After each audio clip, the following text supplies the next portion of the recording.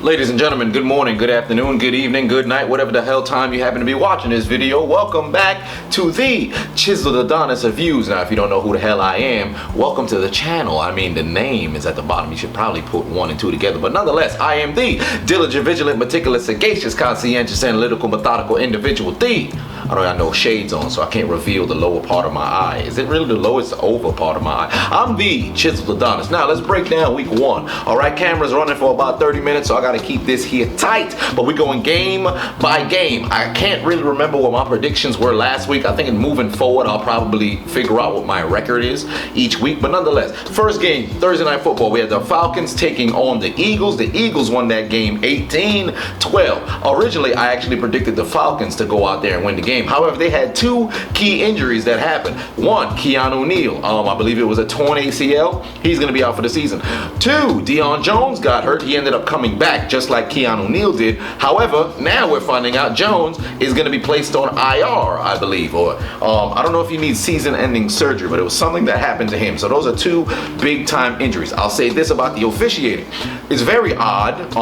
The catch by Julio Jones should have been a catch. Evidently, they ruled it incomplete. But the Falcons offense, they don't know how to run plays. I think losing Kyle Shanahan going to San Francisco last year is continually showing its effects, because whoever the offensive coordinator is for the Falcons, they're struggling to call the appropriate plays to benefit this team, because if they run the ball, they'll be able to move the ball down the field effectively. Might I add, they're having issues when they get into the opposing team's territory. They had times where they had that pass, the swing pass to Tevin Coleman. They didn't score on that drive. They had times where they passed the 50 numerous times. They didn't even get to set up for field goals, because it seems as if when they get the good down and distance, where it's about the 2nd and 7s or the 3rd and 4s, they can't advance the ball and they find themselves coming off the field. Now, some could accredit that to the Philadelphia Eagles defense, but I look at it with my objective eye and say that's the failure of the offensive coordinator. They've got to get that done. I'll say this about Julio though. Absolute beast. He was uncoverable throughout the entire game. But if I'm the Falcons moving forward, going back to the offensive coordinator, I would want to utilize my tight ends, because if you watch the game, Austin Hooper really wasn't that covered throughout the entire game. I understand getting the ball to Julio, but your tight end is darn near uncoverable. Is it him being able to run routes? I don't think that was the case. I think the Eagles started to shift their defense going over to Julio, and then you had the tight ends in the backside with Sanu was able to run crossing routes, and they were open. They didn't get the ball thrown to them. So, Matt Ryan, OC, y'all got to figure that stuff out. Regarding the Eagles, though, offensively, they look sloppy. I was telling people throughout the entire time, it doesn't matter if Nick Foles or you're the Super Bowl MVP or the other stuff, it's isolated games.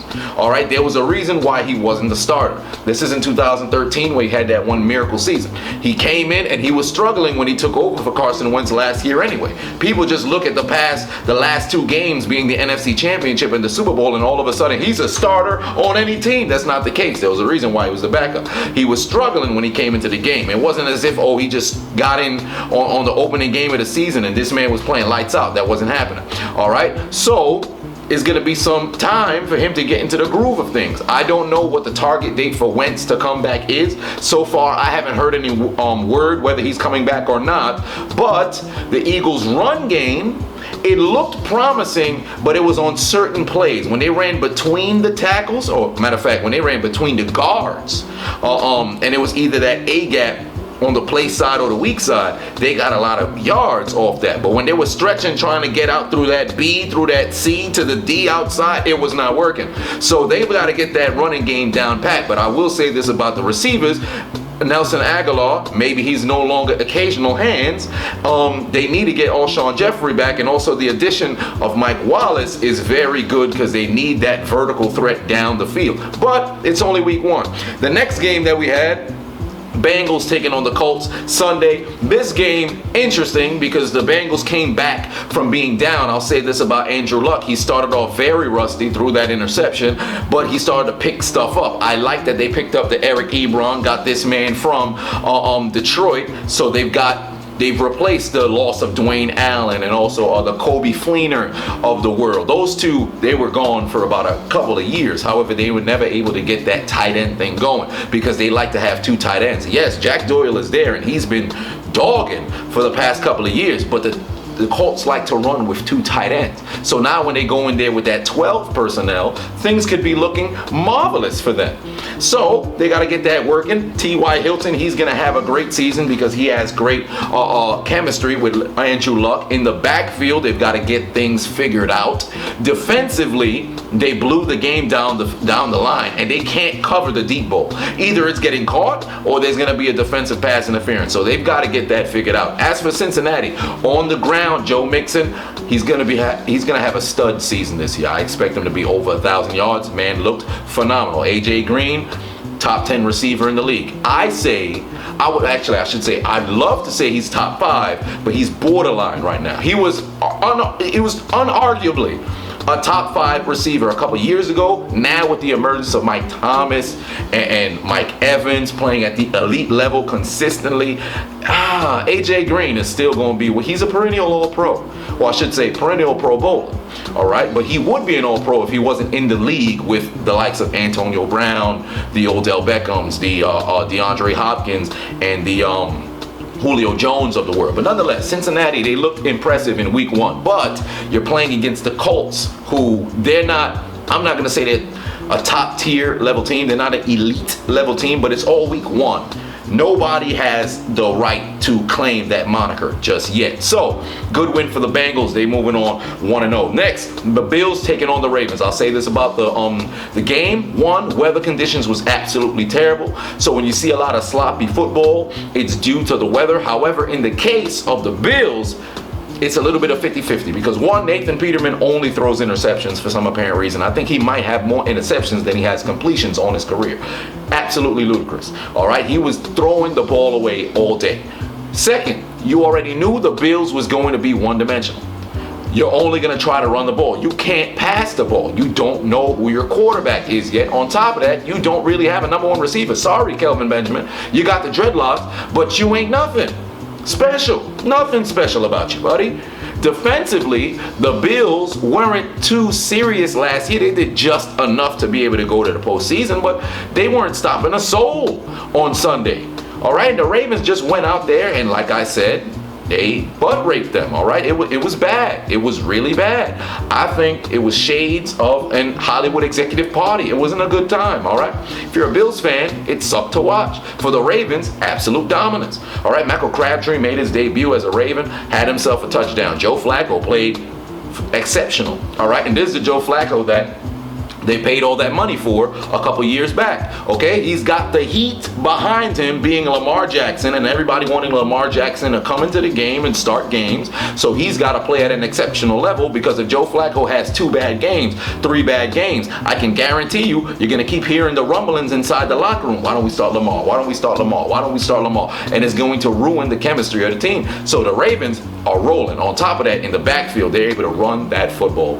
Alex Collins had himself a good game. I don't know if it translated on the stat sheet, but from what I saw, he was able to hit those holes, and the other running backs that was there, they were able to hit those holes. They may not have phenomenal yards on the ground, and that could be attributed to either slipping or somebody making a game-saving tackle, but the offensive line was able to open up holes for them. So I'm excited for the Ravens moving forward. Then Buccaneers taking on the Saints in an absolute shootout. A lot of people were talking about, well, Fitzpatrick's just a scrub. He's a bona fide scrub. That's why he's been a backup this whole time. All he does is throw a bunch of pick sixes. Let me tell you something. It ain't easy to just be a backup in the NFL. Now, granted, there are some terrible quarterbacks who in the NFL. There's going to be somebody in the comment section, but they didn't sign Cap, though. But Fitzpatrick isn't one of those quarterbacks who, oh, you're just complete trash. He's inconsistent, yes, but when you're inconsistent, you have ups and downs. It's a roller coaster with this man. There are times where he can go out there and play like he looks like a damn starting quarterback, and there's other times where he plays and looks like he's supposed to be a backup quarterback. This was the former, where he went out there and slung the ball all over the place. I think it was about, 417 yards, 4 touchdowns, 5 overall. Mike Evans was absolutely unguardable. Freaking Deshaun Jackson Jackson, unguardable, going vertically down the field. The Saints defense, where they finally look like they got a defense last year, this year, look like they reverted back to 2016 through 2010. I don't know what the hell was going on. Offensively, the Saints, it took them some time to get rolling. Because I wasn't concerned when it was a 2-touchdown deficit for them at all. Because I knew Drew Brees is going to be able to lead them down the field, in which he did. They just ran out of time. I think if they had more time, they could have maybe tied it up. Or the Bucs could have scored just one more touchdown. They would have put that 50 burger and put the game away. Because with about 3 minutes? 3 minutes, 2 minutes left to go, they got within a touchdown where Kamara scored his third touchdown on the day. But the Buccaneers were resilient, able to close out the game. I'll say this much. Offensively for the Bucs, I've always sung their praises because they're a very big team. Jameis Winston's a big quarterback. So if you understand what I'm saying here, you play big, you'll be able to win these games. Up front, they got some big linemen. They've never really been able to get the running game down pat. I'm hoping they're able to get it done this year. Defensively, I always love their D-line, freaking leaded by Gerald McCoy. So I expect big things out of that team. However, they've always been inconsistent. People talking about, well, Fitzpatrick should take over for Jameis Winston. No. It's Jameis Winston's job. Fitzpatrick just has to play 3 good games, possibly get the Bucs coming in at either 2-1 or 3-0, and then give it to Winston and hope this man can ride that wave and go. Because of the talent between the two, Jameis is much better. Don't let 1 week dictate everything for you. It's still week 1. As for the Saints, I wouldn't really feel too bad. Defensively, there are things that got to get fixed, but it's only week 1. Stop panicking. Next game. Texans taking on the Patriots. Sloppy for the Texans. All right, I understand Deshaun Watson first game back since his injury, but you can't be fumbling the football on your opening drive. Makes no sense. Defensively, the Texans looked all right. They did. They looked all right. They hung in there. Field position is what gave the Patriots their first touchdown. Also, they had another time where there was controversial catch with Gronk as well. They called it complete, coincidentally. But, you know, the Patriots, you know, they do what they do. They played in Gillette Stadium. They went out there, they did what they did. On the ground, I don't see anything too special from them. So it's looking like it might just be all Brady again, which that's not a problem. It works for them. But defensively, the Patriots still have that same Achilles heel being the middle of the field. So if you play the middle of the field, you'll be able to win games. I don't know why teams do not exploit this. Obviously, because the Patriots are an elite team, Bill Belichick's able to, you know, shield and hide that to make you think, oh, the middle of the field's not open. Let's throw it somewhere else. When indeed, it's going to end up formulating that way. If you go back and watch film on how the Ravens beat the Patriots all those years ago, consistently beat the Patriots, they played the middle of the field. Whether you're running the ball or you're throwing the ball, you play the middle of the field. If you are a GM who happens to stumble against a Chiseled Adonis video because you got nothing better to do, why don't you write this down? All right, as for the Texans, get things figured out. I have high hopes for your team. A lot of people are talking Super Bowl. I wouldn't go that far just yet because you did add a lot of pieces. I don't think they lost anybody that was very pivotal on their team. They did cut Cushing, but I mean, he was out for like 10 games anyway, suspended, so it doesn't really matter. But, you know, this team in particular has a very high ceiling. All right, get it together, Texans, but the Patriots won the game. Next game, Vikings, 49ers. 49ers turned the football over too many times. All right, that's it. They turned the football over too many times. Jimmy G had 3 interceptions, 1 got taken back for a touchdown. Vikings, on the other hand, it took Kirk Cousins, or I should say Kirk family member, some time to get into the groove of things.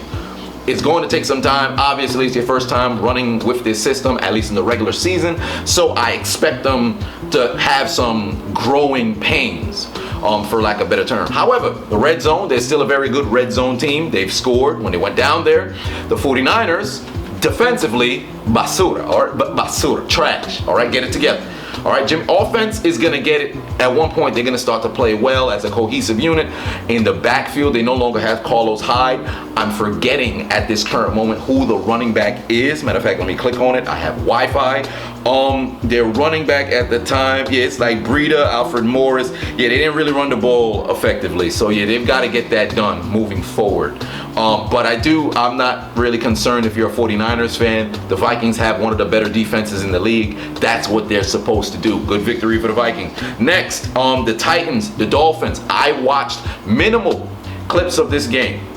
I saw the highlights, but I saw minimal clips of this game. But from what I've been able to deduce from what I saw, because I wasn't able to break down the entire film like I was able to for the vast majority of the games, this game very sloppy. The refs absolutely terrible. They had that hit on I believe it was intercepted by was it Rashad Jones? I think it was Rashad Jones, and he was returning the ball. Tyler Lewin, who was the goddamn left tackle who just got paid, I might add, but that's not relevant to the video. He was trying to go make the tackle. He got cracked back, completely wiped out. It looked like this man was planking on the floor.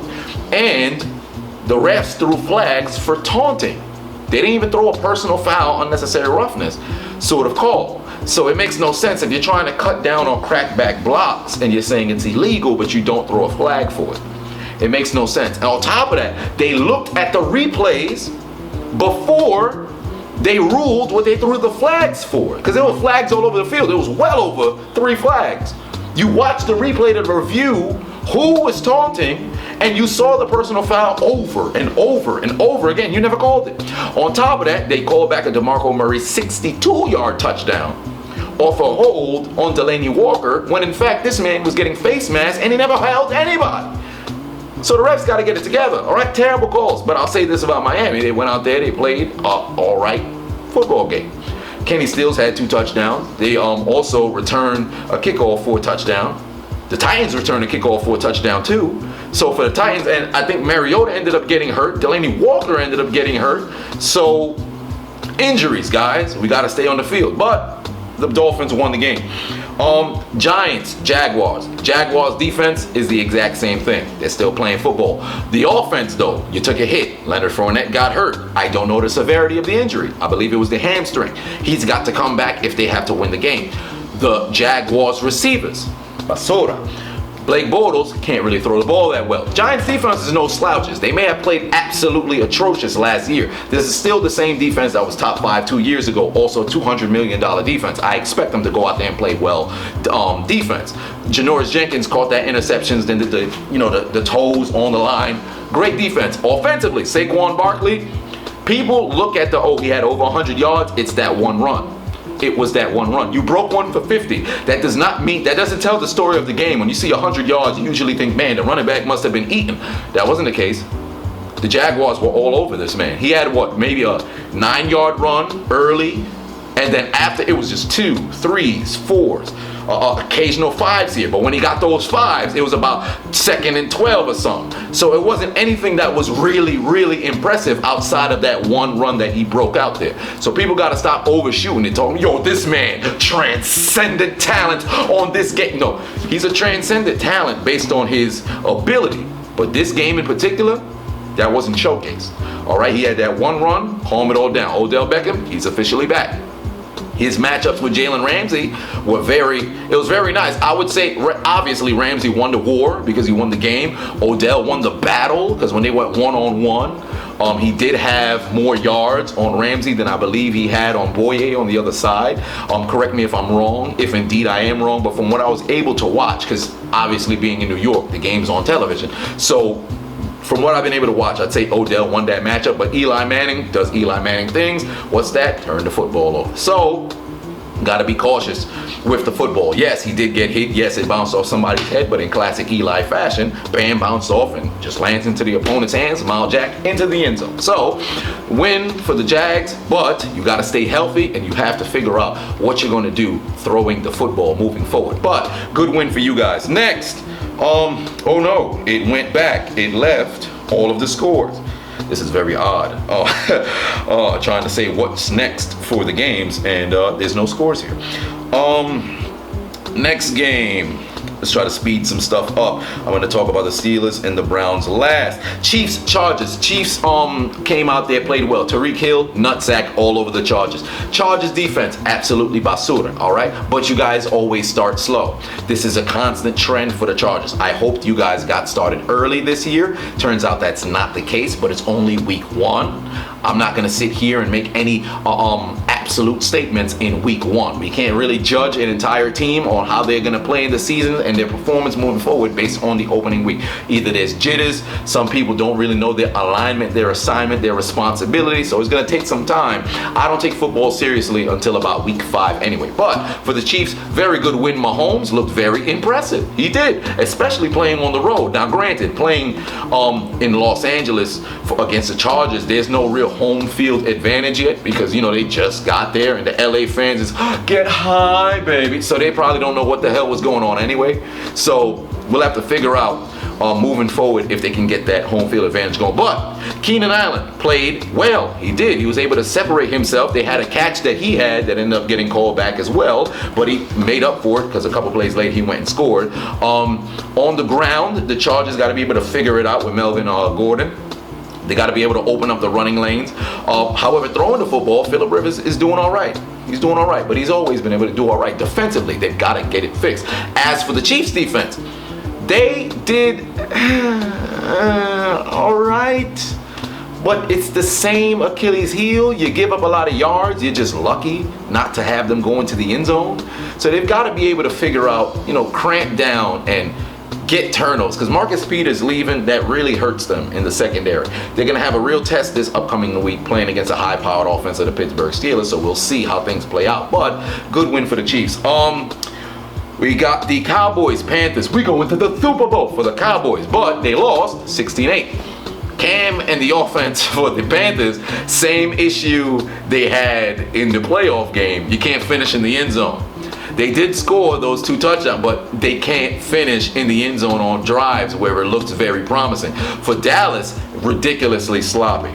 Ridiculously sloppy. They had times where there was huge running lanes. Zeke went to the other side. They had times where there was passing lanes for Dak. He threw inaccurate passes. You see the holes, no longer having Witten, no longer having Dez. Those are problems. On the kicking game, they missed a field goal. You wish you probably had Dane Bailey. Defensively, Sean Lee being out there, Skip Bayless, that's for you. They were able to flow well and make stops when they had to. Based on what I said earlier with the Panthers not being able to get into the end zone, but Dallas, there was holes in both these teams. All right, it was a sloppy football game, but Carolina came away with the W. They guys got to get stuff, and you got to be able to finish in the end zone. That is one thing, assignment for you moving forward, finish in the end zone for Carolina. For Dallas, stop playing so sloppy. Look at the film. See what works. Go with what works. Stop trying to get fancy. Let's have Zeke run a counter and cut back. Why? If it's open over there, you have one of the best offensive lines in the league. Run where the holes are. And with the haircut, cut your hair. See, what you doing? What you doing? This ain't the Jerry curls out here. What's the matter with you? Going on to the next game. Redskins, Cardinals, in a game that nobody really watched outside of the fandom of both teams. I'll say this for the Cardinals. You're going to have a bad season. It is week 1, but whew, you guys need help. Because in the air, it's only Larry Fitzgerald. On the ground, David Johnson trying to find holes. They weren't really there for him. Offensive line got to help this man. Defensively, Patrick Peterson's back there doing his thing. But outside of that, who else is there? It's very tough. It was a brutal game to watch the film of. The Redskins, Adrian Peterson, he's back. I'm happy to see you succeed out there. You didn't really test yourself against a really great defense, but you did play exceptional. You scored yourself 2 touchdowns. Good for you. Alex Smith made his debut. Does what he does best, check the ball down, and he has the benefit of having one of the better check down running backs in the league, being Chris Thompson. I'm telling you guys, for the last couple of years, this man is a stud in the making. Dump him the ball off at least 5-6 times a game. I guarantee you things will work. I'm very happy that they have Adrian Peterson there too, because it reminds me of those old Viking teams with Christian Ponder, where it was and Tavares Jackson, where it was Adrian Peterson and Chester Taylor. that it reminds me so much of that duo, because Chris Thompson reminds me of Chester Taylor, reminds me of Leon Washington, reminds me of Darren Sproles even, where you have that back where you know I can use them in the passing game. I'm forgetting another running back who is primarily used for that. It's going to come to me probably after I finish recording. But good win for the Redskins. Next, Seahawks Broncos officiating again. That touchdown from Demaryius Thomas that ended up being the go-ahead touchdown shouldn't have been called. I'm going to review it in my referee analysis video. I'm going to try to get that up this week, or if I can't get it recorded in time, because as you know, I'm not going to be here this weekend. I'm going to Atlanta tomorrow. If I can't get it up, I'll probably have to put everything together and record just a week 2 video. But the Seahawks, they played all right defensively. It wasn't there. Legion of Boom is no longer a thing. It's brutal, man. The defense, I remember watching Seattle for their killer defense. It's not really there no more. Offensively, Russell Wilson was doing his thing. They had a huge hurdle out the backfield with the running back. I'm forgetting his name. But Doug Baldwin did his thing. They were able to throw the ball decently, but both defenses were struggling. They moved the ball, a lot of broken coverages, but the Broncos came away with the win. I think overall they would have probably won the game anyway, but that touchdown shouldn't have been a touchdown. But a good win for the Broncos, I guess. Oh, and law and order, Case Keenum looked all right. Case Keenum looked okay. I wasn't expecting him to replicate the same success that he had last year. He did look good in week 1. We'll find out how he plays throughout the season. But good win for Denver. Then Packers, Bears. Very good game, Sunday Night Football. Very good game. However, the Bears blew the entire game themselves, because when Aaron Rodgers went down, they got very, very conservative. It looked as if, well, Deshaun Kaiser's in at quarterback. We no longer have to keep getting after people, because if you watched in the second half, the first drive before Aaron Rodgers came back on the field, because I do believe there was a drive before he came back on the field. I don't know if Deshaun Kaiser ran the drive or if not. It couldn't have been the Bears opening up. I can't remember, but let's go to the second quarter then, because I'm not going to say nothing if it didn't happen in the third quarter. But I do remember in the second quarter, in particular, they had a drive in which it was one of the later drives for the Packers, where the Bears did not blitz as often as they did earlier when Deshaun Kaiser first came in the game. They got very conservative. They started running the football a whole lot. Just, let's burn clock, let's burn clock, let's burn clock. And you saw once Aaron Rodgers came back, drove them down the field, got a field goal. Drove them down the field on those 2 huge passes to Devontae Adams, scored a touchdown. Then the last goddamn drive, Kyle Fuller drops a clear interception. It should have got picked off. Game should have been over. But he's got no hands. Chris Collinsworth actually said something worth of substance, where he said Kyle Fuller should have had 8 interceptions last year. He only had 2. He dropped 6. And these aren't one of those plays in which, it hits your hands and then it hit the floor. These are interceptions in which you see the ball into your hands and you still drop it. It's interceptions. If you can't drop these in Madden, and he's dropping the ball, you have to catch the ball. You have to catch the ball. But Green Bay played resilient. I'll say this. This isn't a game the Packers won. This is a game the Bears lost. The Bears should be shooting themselves in the foot. Figuratively, not literally. I hope there's nobody in Chicago. I'll get my shot. Yeah. Don't do it to yourself, all right? They lost this game. It's a game you should have won. And this is classic Chicago Bears. I have high hopes for this team. Stop blowing games. For Green Bay, defensively, you got to get stuff done. If Aaron Rodgers is there, the offense is going to be a well-oiled machine.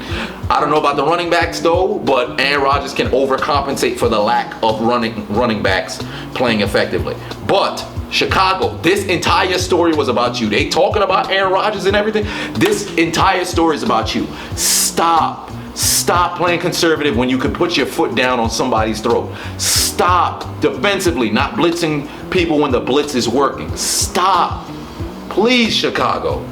You guys have too much potential to not be capitalizing on what you got right now. Stop. And on special teams, I was very disappointed. I was expecting Tariq Cohen to have himself a phenomenal game. I did not see it happen because the Packers' special teams has not really been that great. I was hoping to see a punt return touchdown. It didn't happen. But moving forward, because I got to speed things up here, because I think I have about 10 minutes left. Now, Jets, Lions, Sam Darnold, first pass, interception, pick 6. After that, vertically throwing the ball down the field, phenomenal, stupendous. This man looks good. I've been a fan of him since he was in USC. I love his poise on the field. Very good dude. Gunslinger, I might add. The first pass reminded me so much of Brett Favre. Rolling to the right, throwing it back way over to the left. Brett Favre would have made the pass though, because he got that rifle arm. Darnold, he'll work on that. He didn't look very confident in that first pass, but he looked confident down the line. Matthew Stafford, the Lions, too many turnovers. There's a difference between this 4-interception game and the 4-interception game I'm going to get to with Ben Roethlisberger. Big difference. In this game in particular, the Lions offense made no progress. Outside of those couple of touchdown drives, or I should say outside of that one touchdown drive, because there was only one, the pick six was the other one, the field goal drive, which was a longer field goal, and the touchdown drive, outside of those two, Detroit did not advance the ball at all. The Jets, 3 phases of the game. They scored on special teams, they scored on defense, they scored on offense. They played a complete football game. Complete football game. Nothing but praise for the Jets. I'll say this about their secondary. They look good. They look very good, but stay healthy. I need the Jets to stay healthy. I don't know why I'm going to act as if I knew what I said before the video ended up cutting, because I don't. You know what's funny? It cut off at 30 minutes. I had no clue, because obviously I can't see the time running down on my camera. I can only see, just a camera lens. So let's go into the next game, because I talked about the last 2 games, the Steelers versus the Browns and also the Rams versus the Raiders, but of course it never got recorded, so I'm sitting over here talking to poltergeist in my house. I'd hope there's no poltergeist in my house, because if there is, get out of here. But the Rams versus the Raiders, last game of Monday Night Football, last game of week 1, not the last game that I'm going to be covering for the people who don't really understand. I talk about the Pittsburgh Steelers last, but this game in particular, the Raiders, this was your game to win. All right, I don't understand why they did not keep handing the ball to Marshawn Lynch and watching the dreadlocks work, but for some apparent reason, there's some let's try to get the ball down the field. Jared Cook played absolutely masterful. Amari Cooper, not so much. So we're going to have to figure out how the Raiders are going to work throwing the football down the field. Now I'll say this about their defense. You guys are idiots in the secondary. The front 7, you did all right. In the secondary, you guys are idiots. Why? Because when they're throwing the ball vertically down the field to Brandon Cooks, when they're throwing the ball vertically down the field, period, this is one of the bonehead things that the Raiders defense likes to do. Oh, it's going deep. Instead of turning around and looking at the football and then trying to contest, let me just put my hand out there over somebody's head and get a defensive interference pass, pass interference on the defense and advance the ball down the field. This happened on 2 different occasions. In fact, if they turned around, they could have intercepted the ball. One on Dominic Rodgers-Cromartie. I can't remember who the other was. Now, if it was both on Dominic Rodgers-Cromartie, you get the Big Dummy Award for the week. I'm not going to start awards for the week because that's a whole lot of content, although it might be an idea moving forward. Who knows? Maybe after the bye week. Every team has different bye weeks. That doesn't make sense. Maybe for the postseason. Whatever. We ain't talking about that right now. But Raiders got to play discipline. You got to stop doing that. Killing yourself with the penalties. That has been a staple in Oakland since the dawn of, football over there. Back in the days of John Madden, we coming over from the AFL. Yeah, everybody hates the Raiders. Why is there always a bunch of flags on the Raiders? That's why, because you guys don't play disciplined football. As for the Rams, you looked all right on offense. Todd Gurley got into the end zone. Cooper Kupp got into the end zone. Jared Goff played well. Defensively, that money is looking good, all right? And Ndamukong Suh played a good game. Aqib Talib did his job for the most part because you didn't really hear Amari Cooper's name too many times, all right? Marcus Peters, pick 6, baby, got into the end zone. All right, so these guys came in, might I add, Brandon Cooks as well. You drew 2 penalties. So the 4 guys that they brought in came in and did their job. All right, Sean McVay is sitting over there like, yeah, baby, we going back to the playoffs. So they looking all right. John Gruden's up there upset. It's Chucky all over again. Give him a knife. He's walking around the organization right now. Can't go to sleep. Are you out of your mind? Are you guys out of your skull? He's not having a good time right now. But you guys got to play disciplined football, all right? Moving forward, because this was a game the Raiders could have easily won. Coming out of halftime, they looked very good. Keep handing the ball off to Lynch and let Lynch run. And I'll say this because I said it before, it's just coming back to my head.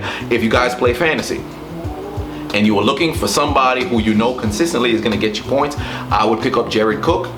Why? Because in John Gruden systems, he always looks towards the tight end when he needs short yardage, if he doesn't have a fullback, because obviously in Tampa you had Mike Allstott, one of the best of all time. He should be going into the Hall of Fame, I might add. However, tight ends work well in John Gruden's systems, so if you are looking to pick somebody up or you want to trade for somebody, I would try to make a move for Jared Cook as long as he stays healthy. But last game of week 1, Browns Steelers. I'll say this, it was a good football game. The Pittsburgh Steelers dominated. People look at the turnovers and say, well, you can't dominate with 6 turnovers. There's a difference. Like I alluded to earlier, the difference between Ben Roethlisberger's interceptions and Detroit's interceptions, Detroit was never driving and then threw that pick, although they did. I think it was the one that got intercepted and then the guy got tattooed. Was it Tremaine Johnson? Yeah, Tremaine Johnson. Detroit was driving and then it got picked off, but Matthew threw it straight to him. Might I add, the interceptions from Matthew Stafford were straight to the defenders. The Pittsburgh Steelers and Ben Roethlisberger, a little bit different. The first one, Denzel Ward made a hell of a play. He flew right into it. First off, Big Ben forced the ball, but he's been known to force the ball to Antonio Brown because they have a pretty good completion rate between them two. I'd hope I'm not wrong about that. I believe it's about like 60. I think it's about it's high 50s, low 60s. But they're able to get the ball between the two of them, all right? And then you had the second interception where Big Ben and AB just weren't on the same page. If you look at the film, the play would have worked if it was thrown correctly or if AB ran the right route. I don't know which one of them messed up. Because when they came out of the huddle, I don't know if they made eye contact. I felt as it, because once I saw Big Ben drop back, I say, oh, he's going deep to AB. And I happened to see it was AB he was throwing to, but AB didn't see the ball. He never turned around in time. So I don't know if it was a timing thing, because the pressure wasn't just coming at the time, but freaking Ben just launched the ball and then got picked off. Third interception, Jesse James got to catch the football. You got to catch the football. It hits you right in your hands. Come on.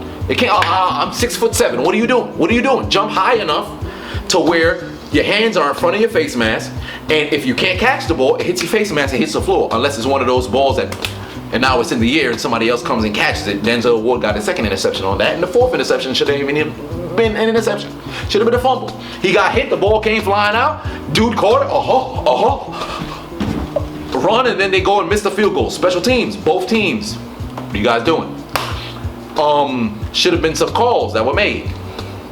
Weren't called. Jabril Peppers touchback. I'll analyze the footage, see if I'm going to throw it into the ref on my referee video anyway, but I don't know whether it was a right call or not.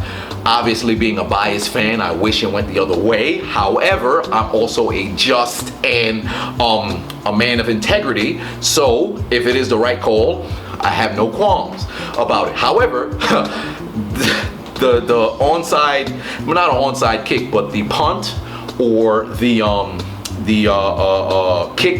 kickoff, I think it was one of the two where it hit the guy's helmet.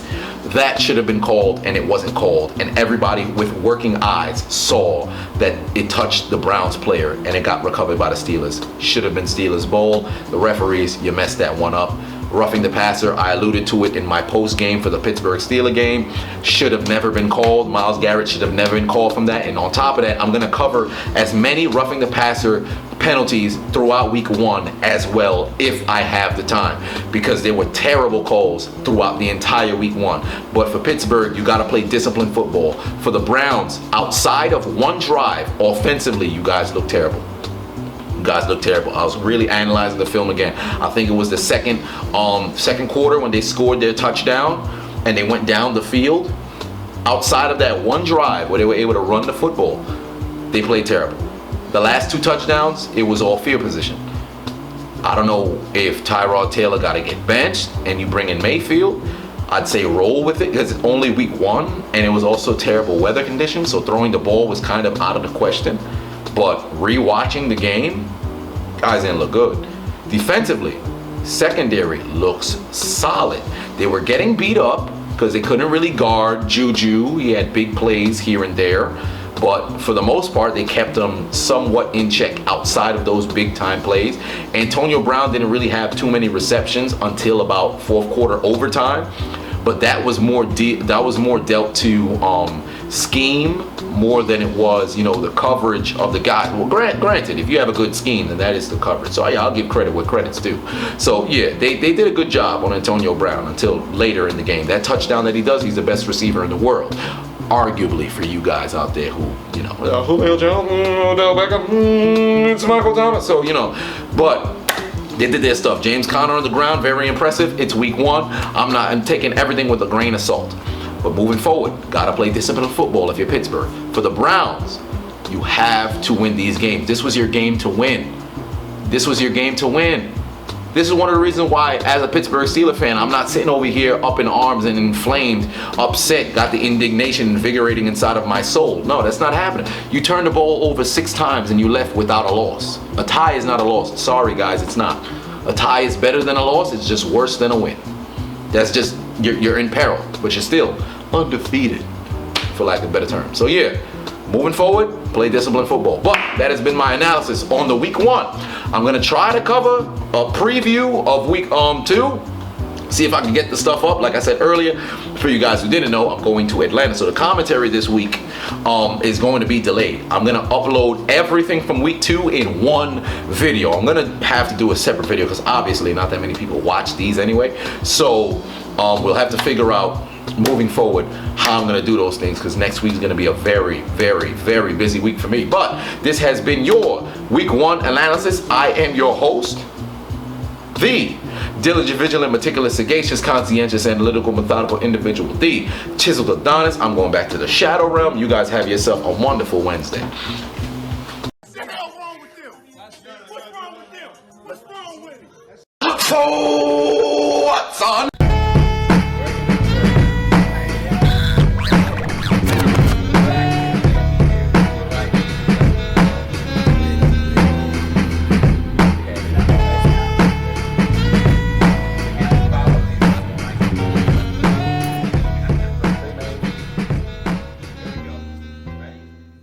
Big dummy! Nancy! Hold my nuggets. Suck my dick! Yes, maman, quoi?